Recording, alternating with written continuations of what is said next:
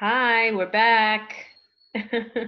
How's that coffee treating you there? It's delicious. This is my second cup, and that's when the hot coffee turns to iced coffee, and I just add water. So it's like watered down Oh iced yeah, coffee. I know you're into that. That's the point of my morning that I'm in. Today is June 14th, 15th. 15. This is Par for the Discourse. I'm Nicole, coming to you live from Madrid, Spain, and Erica coming to you live from Bay Ridge, Brooklyn. Friends for Welcome. 20 years, and you are representing. That shirt is great. I love that shirt. Thank you. It's Lean back a bit. Let me see it. this story. Yeah. So Nice. shirt is by the artist Ivan Orama. He's a New York City artist, street artist, multidisciplinary artist. He also did 5 years ago, did a wheat paste of Donald Trump as Ronald McDonald. And it was yeah. I think you've seen my photo of it. And my photo is the wheat paste with a woman picking cans out of the garbage and one can falling. And here we are still laughing about what a clowny is. I don't know if we're laughing anymore, but that was from 2015. So this wheat paste here, there's a funny story about this. I pulled it out the other day and I wanted to start wearing it again. I was on the phone with my sister walking down Bleecker headed towards Bowery. Is that the cross street? And I think I was on a lunch break and I was talking to my sister, and on one side is boxing, throw down. I can't remember the name of the box. There's a boxing place. It's really cool. I can't throw down NYC. I've been there with you. Yeah. There's a lot of artwork on the outside. There's a lot of wheat paste. There's a lot of stickers and stuff. And then on the other side of the street is a Planned Parenthood, is Lower East Side Planned Parenthood center. And there was a protest going on, and these people were protesting Planned Parenthood. And I was on the phone with my sister, and my sister, she's even more of a radical feminist than I am. And I said, "Check this out, Rachel." And I just yelled across the street, and I'm in like work clothes. I don't look like I'm trying to be a disruptor. And I just said, "Stay out of my vagina."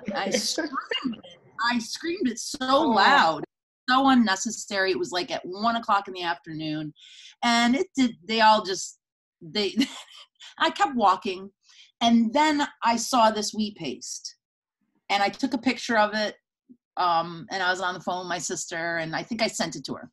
So later I get home and I'm looking back on Ivan Orama's page, and I find out that this photograph is a photograph of his sister. Nice twist. And then I remember when he was selling it, I gotta have the t-shirt because that whole day is like a very it's hilarious. memorabilia. Memorabilia. I know that those I just couldn't believe. I hate we've been hearing this a lot. I just can't believe it's 2020 and all this stuff is going on. But at the time, it must have been 15 or 16. And I just couldn't believe that these people were in New York City protesting Planned Parenthood, but there they were. And here we are. What's not to believe anymore? So how's the week been treating you? Let's start with you. Well, I mean, last week we said we had to watch a few things and catch up. Did you or did you not finish The Last Dance, the Michael Jordan documentary? We did finish it. We broke it up throughout the week. So my first comment is on a superficial fashion observation was that the 80s and 90s were so in love with shoulder pads because everybody not only wanted to be like Mike, they wanted to be like Phil Jackson. That man's shoulders are like, was that like a freak of nature to see him sitting there and like his shoulders are out here? Wasn't his shoulders like, did that stand out to you? Immense. Well, yeah, a lot of, definitely, but I never thought of it that way, that you actually think that was somehow related, influenced. I think People maybe. love that Phil Jackson just as much as Michael Jordan. Oh, I think my breakfast is being delivered. Oh, okay. Thank you. Well, I did see that there's going to be a Magic Johnson documentary coming out next year. So I guess we're on the basketball kick now. But anyway, yeah, back to the 80s and 90s. I enjoyed it. I thought it was good. My only criticism, maybe, I don't even know if I'd call it a criticism, but I had to pay attention because I found that it was like jumping around a lot, like 93, 98, 93. And I'm like, wait, was this before the manager, after the, it moved around a lot, but. I actually appreciated that you told me that, because when that started happening, I was like, yeah, she's right. It is jumping back and forth a lot. And it was, it kind of forced you to be like, okay, now this is going to get tied in. Like, why are we talking about this? Because the next storyline, it's got to tie into it. And that's how, yeah, it was hard to stay on top of, but it was good. It was really good. I think what you were observing and what you, I think, were trying to say was, it's just, wait, how much more perfect can somebody be at what they aspire, and what a I'm glad we lived through that time, because it's like, there's certain, and I think they even make mention of this at the end of the documentary, like there's certain periods of time, whether it be for sports, music, whatever you want to say, culturally, pop culture, and they're like the highlights and the best of, and then it reaches that peak and it never gets there again. And I think we lived through that. Those were all the greats. I mean, when did we ever have that after that? Yeah. And understanding the kind of inner workings of things, and now how players jump from team to team. And I'll say the two things that really stuck out, I'll say Isaiah Thomas is a bitch, unbelievable bitch of a lifetime, had another opportunity to apologize. Well, I said why did he agree to do that documentary? It was another moment for him to stick himself in there. I thought that too. Yeah. Like, you still don't get it, and you still are gonna, really? And then the next thing that really stuck with me, I think it was Ahmad Rashad, and maybe it wasn't, that commented that the history books could potentially look past Michael Jordan because he wasn't as much of a political advocate as Muhammad Ali was. And I thought that was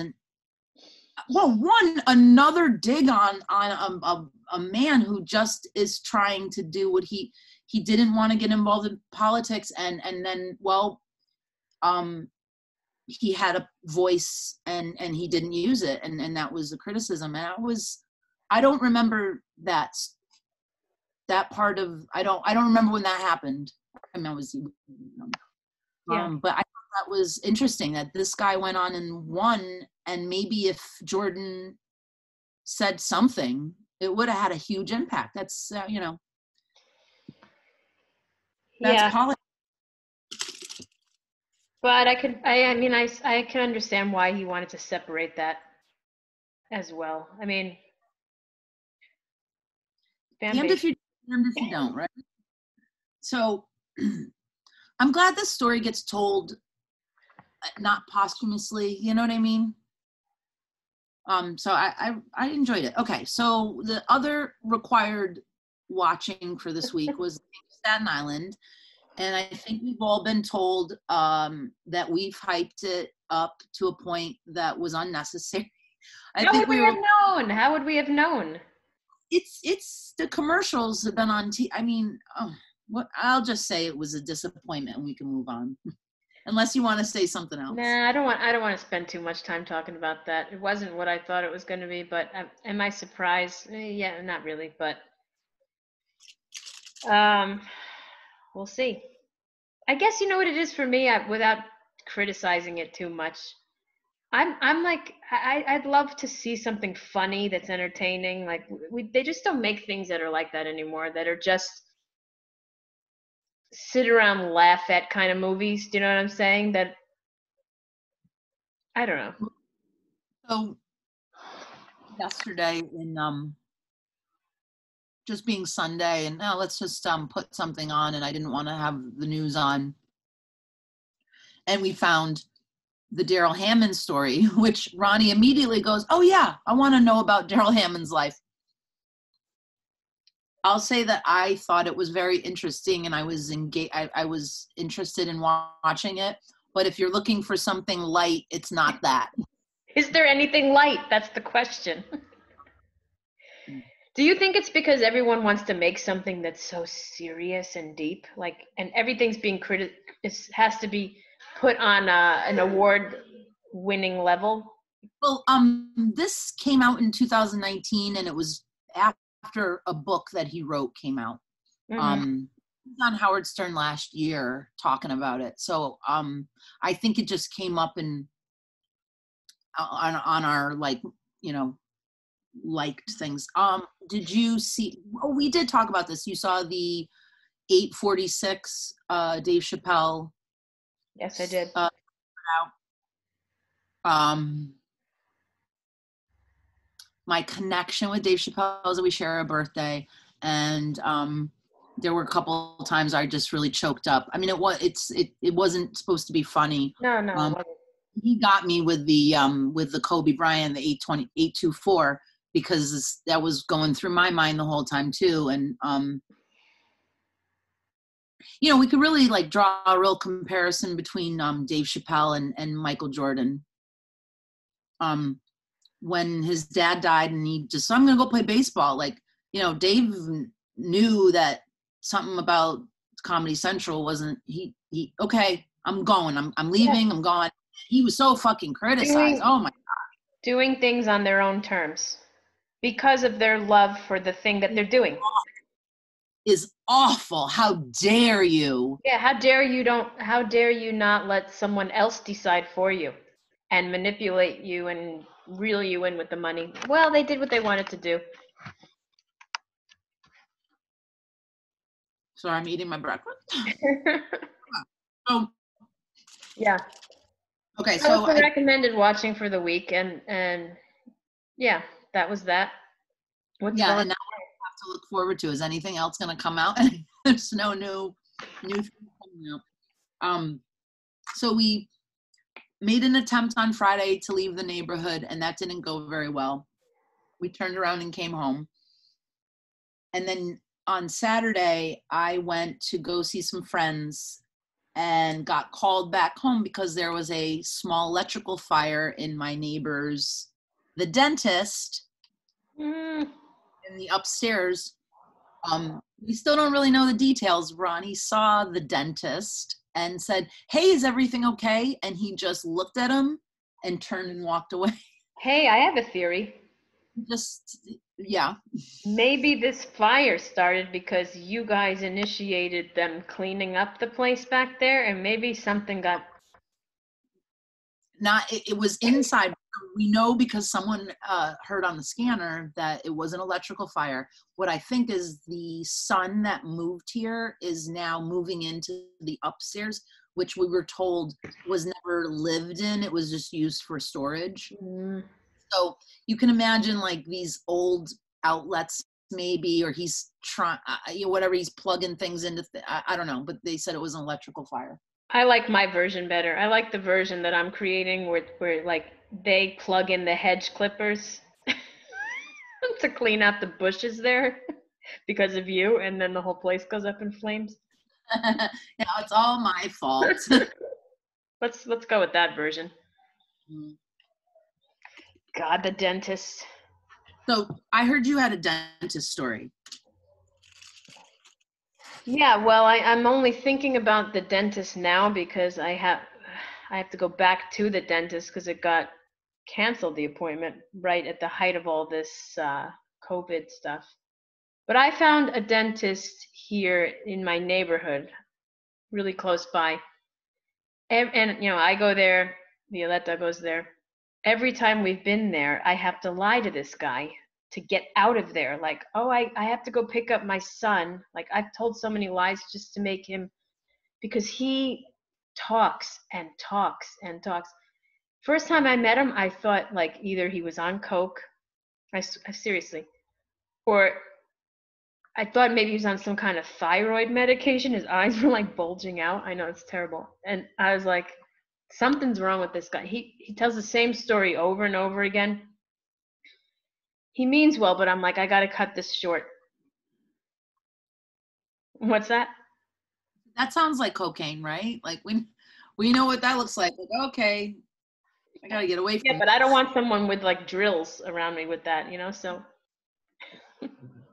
But anyway, so the last time I went there for a cleaning, well, it wasn't the last time. This was like maybe 2 years ago. I was there, and I said to him like, oh, I don't know, I see this problem in my mouth, something. I'm telling him, and I said, is this gonna get worse? And he's like, yeah. He's like, and so will your knees and your eyesight and everything else, because that's what happens when you get older. And I was like, okay then. And then he says to me, look at me. What do you see? Like, what's wrong with me? And I'm thinking, is this a trick question? Do I have to look at him now and tell him something physically off with him? Like he was, I don't know, like, you've got one eye higher than the other. What do you want me to say? You've got tits? Like, he's like, look at me. What do you see? Then he starts exaggerating the problem, and I'm like, oh. What did you say?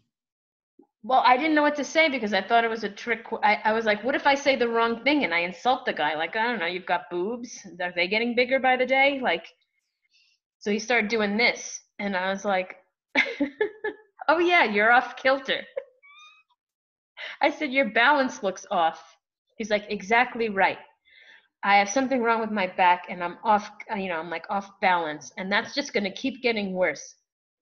This is aging. And then he says to me, the good news for you is that these things don't start happening to you until you're around 40. So I said, yeah, I'm turning 40 this year. He's like, oh, I'm sorry, I thought you were much younger than that. So for like 10 seconds, I was like flattered. Oh, that's nice. Then he hands me the bill,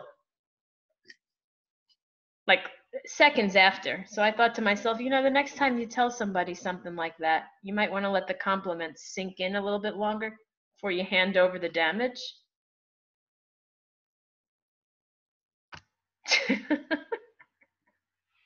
I can't take it. I just don't want to walk any further to go to the... This little silver lining in this guy's depressing monologue about life. You should have given him a little glimmer of hope and say, my generation, we're taking a little bit better care of ourselves. We look younger than you did in your 40s. How old was he? I think 55, 60.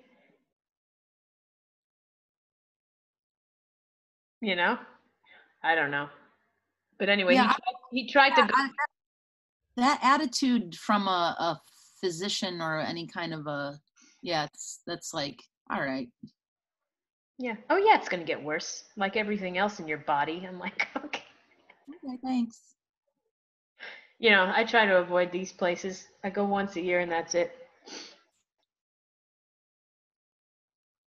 That's a depressing attitude for a dentist, huh? I guess he just... Well, the depressing part is, well, I don't know. He talks a mile a minute too. I've got to always get out of there. What's the matter here? Hold on a second. I'm being interrupted by a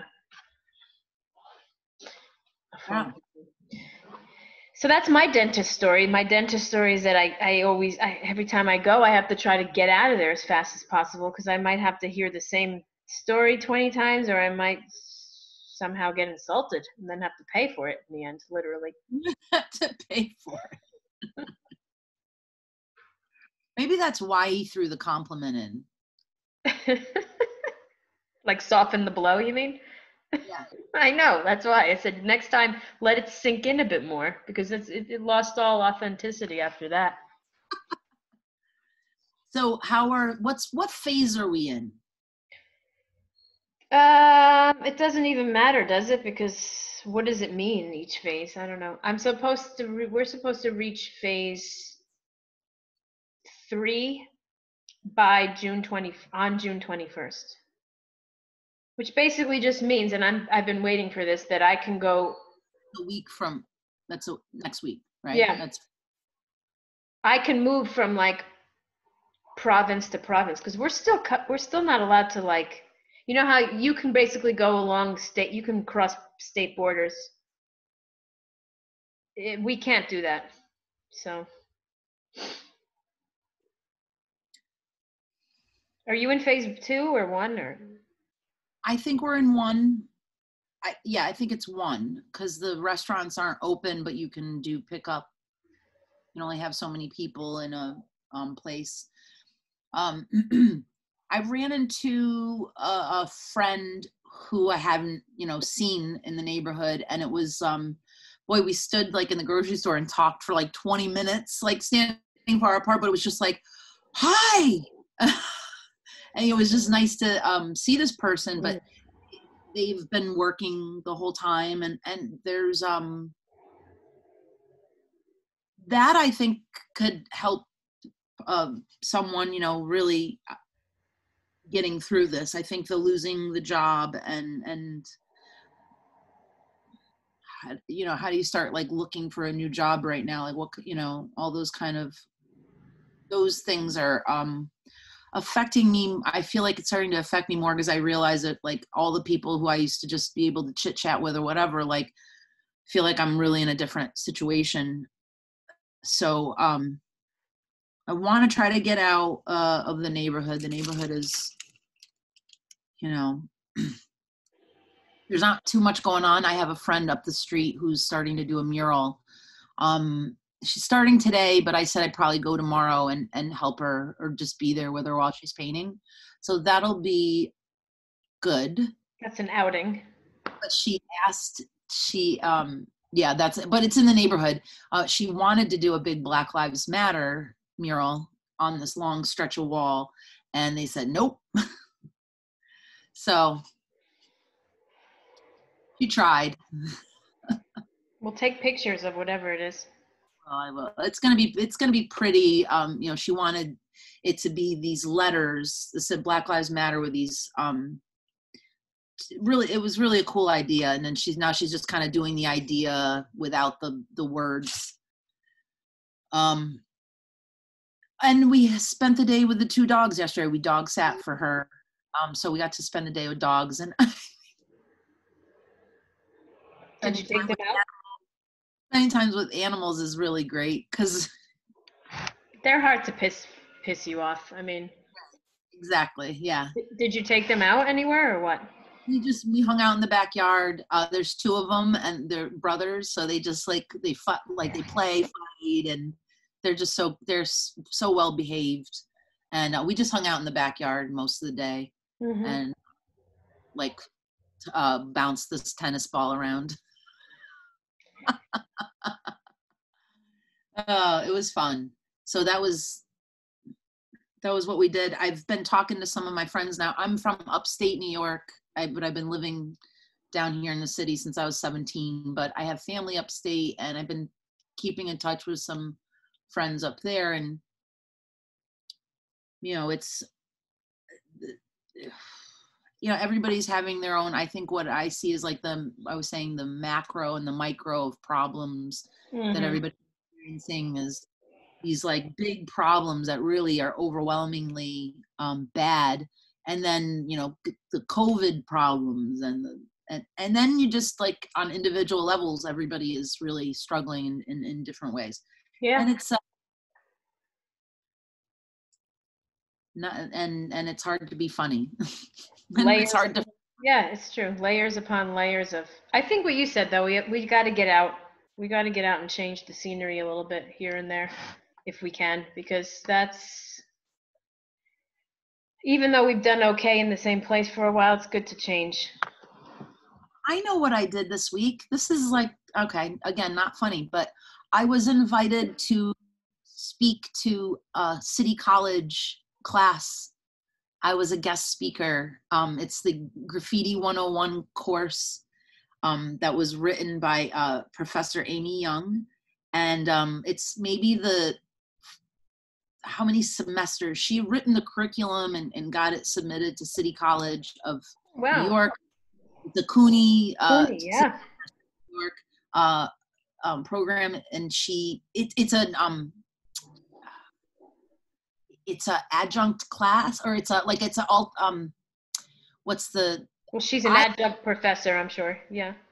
But the course, like, I can't just go take the course. It's is continuing ed core curriculum or something. But like, if I just wanted to go take it, I can't. Anyway. Okay, it's not open to. Right. And then it's just really, if people are taking it, they can, it's kind of a alternative class that people can sign up for. And so she gets, I would say, like, the last couple of years, we've been aware of the people she's asked to be guests, and like people that we know. And I've met her, and I think 5 artists each semester. Either they go to their studio, they go out with them on the street, or they come and talk to the class. So with the COVID stuff going on, her semester for the first time was a Zoom. She had to adjust to that like everybody else. And she saw what Ronnie and I were doing, interviewing people on Zoom. And although we hated it, and I had talked about it with you, like, it was just different because that's not how we were interviewing people. She saw what we were doing and said, I'd really like you to talk to my class about how you guys have shifted, because they've been such a fan of Sold Magazine. And we use your stories for, research and resources. So can you talk to them about how you guys shifted? So it felt really good. It felt like I had an opportunity to kind of, excuse me, sorry. Talk about, like, felt like it was a really good opportunity for me to talk about how I felt. I think for a very long time I had this like team of people, and I cared about what everybody else cared about, and felt like it was an opportunity for me to say, this is me, this is why I got involved with this, this is the importance I think it has on the city and culture. How many people were in the class? That's a really cool opportunity. Yeah, it was really cool. I would say there was 10 people in the room. It was a Zoom call. It was like one of those. It felt, well, you know what that looks like. That was the first time I had seen so many people. Like, I signed on, and there were all these little screens. I was like, oh my God. Mm-hmm. I was so nervous, and watching some of the kids' faces. Like, I'd say something, like I made a point that, social media should be used as a tool. It shouldn't, it has to be a tool, not a be all end all. The things that get out there and meet people and talk to people, and that's really like more important than the social media. Yes, I understand it's important, and I wouldn't have met the people I met if it weren't for social media. But that being said, it can be fucking shitty too. And just watching these kids' faces like light up when I said things, and then they asked questions, and it was really cool. What is it, a first year class, or what was it, or you don't know? All looked like they were in their 20s. It didn't, but maybe if there was like, it could have been, older students, but they all look pretty young. And I could tell they wanted to ask me more questions about things. And so I encouraged everybody to like reach out, and, I was, kind of towing like a line with like, they wanted me to start saying, well, who do you think is out there doing this? And I said, well, I'm not, it's not my job to, make a top 5. Wow, that's amazing. You didn't tell me really, that. that was probably the highlight of the week, I guess. That No. good. Sorry, I'm being interrupted here. No, it's Alex. He's actually, nature is calling, and this might. Well, we're at 30. Hi, Alex. Oh, Buzz. That feels good, right? That's summer hair. Hi. Too pinchy. It's too pinchy. Well. Like it's prickly. Is that what he means? Like, all right. Well, we're at 30. So. Okay. Well, listen. This was a good chat, and I'll try to keep the conversation T-shirts coming. Maybe I'll have another one. All right. Well, visual. I watched back and us talking about Dennis Rodman. That was hilarious. I'm going to stop us then, and we'll get together next week. And I have no homework for you this week. So. Mommy, I'm not sleeping. All right. Mommy. See you guys later.